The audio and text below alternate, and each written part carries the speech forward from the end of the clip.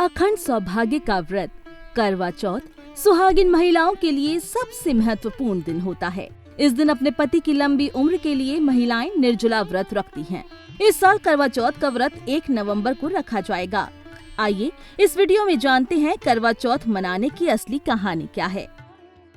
पौराणिक कथा के अनुसार तुंगभद्रा नदी के पास देवी करवा अपने पति के साथ रहती थी। एक दिन उनके पति नदी में स्नान करने गए तो वहाँ उन्हें एक मगरमच्छ ने उनका पैर पकड़ लिया और नदी में खींचने लगा। करवा के पति उन्हें पुकारने लगे। आवाज सुनकर जैसे ही करवा दौड़कर नदी के पास पहुंची तो उन्होंने देखा कि मगरमच्छ उनके पति को मुंह में पकड़कर नदी में ले जा रहा था। ये देखकर तुरंत ही करवा ने एक कच्चा धागा लिया और मगरमच्छ को एक पेड़ से बांध दिया। करवा का सातित्व इतना मजबूत था कि वो कच्चा धागा टस से मस नहीं हुआ। अब स्थिति ऐसी थी, मगरमच्छ और करवा के पति दोनों के ही प्राण संकट में थे। करवा ने यमराज से प्रार्थना की कि वो उनके पति को जीवन दान और मगरमच्छ को मृत्यु दंड दें, लेकिन यमराज ने उन्हें मना कर दिया। उन्होंने कहा कि मगरमच्छ की आयु अभी बाकी है तो वो उसे मृत्यु दंड नहीं दे सकते, लेकिन उनके पति की आयु शेष नहीं है। ये सुनकर करवा बेहद क्रोधित हो गई। उन्होंने यमराज को श्राप देने को कहा।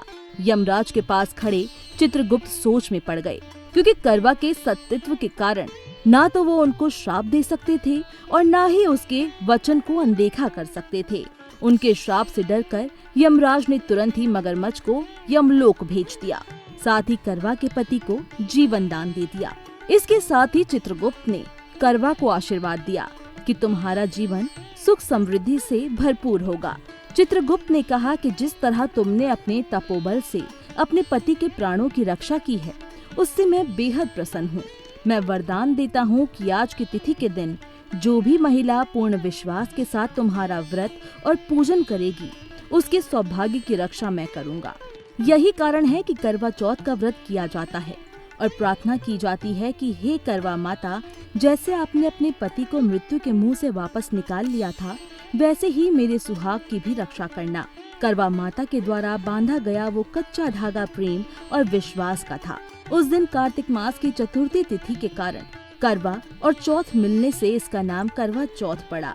इस तरह माँ करवा पहली महिला है जिन्होंने सुहाग की रक्षा के लिए न केवल व्रत किया बल्कि करवा चौथ की शुरुआत भी की। भगवान श्री कृष्ण के कहने पर द्रौपदी ने भी इस व्रत को किया था, जिसका उल्लेख वराह पुराण में मिलता है। हम उम्मीद करते हैं कि आपको करवा चौथ की ये पौराणिक कथा पसंद आई होगी। अगर आपको ये वीडियो पसंद आई है तो इसको लाइक और शेयर करना ना भूलें। खबरों से जुड़े रहने के लिए दैनिक जागरण के व्हाट्सएप चैनल को आज ही फॉलो करें।